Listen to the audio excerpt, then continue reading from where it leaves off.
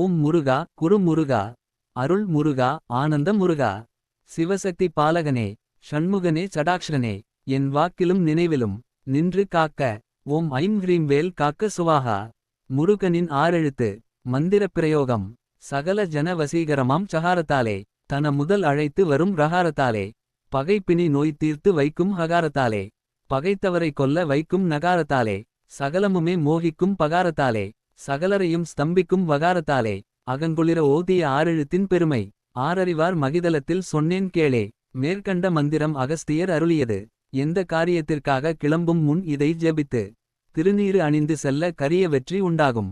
ஷண்முக சடாட்சரம் ஆறெழுத்து மந்திரம் எனப்படும் சரஹணபவ. மந்திரத்தின் பிரயோகம் 1. சரஹணபவ என தொடர்ந்து ஜெபித்து வர சர்வ வசீகரம் உண்டாகும். 2. ரஹணபவச என தொடர்ந்து ஜெபித்து வர செல்வம் செல்வாக்குடன் கூடிய வளவாழ்வு உண்டாகும். 3. ஹணபவசர என தொடர்ந்து ஜெபித்து வர பகை பிணி நோய்கள் தீரும். 4. நபவசரக என தொடர்ந்து ஜெபித்து வர எதிர்ப்புகள் எதிரிகளால் வரும் துன்பங்கள் நீங்கும். 5. பவசரகன என தொடர்ந்து ஜெபித்து வர உலகத்து உயிர்கள் யாவும் மனிதர்கள் முதல் ஜீவ ஜந்துக்கள் வரை நம்மை விரும்பும். 6.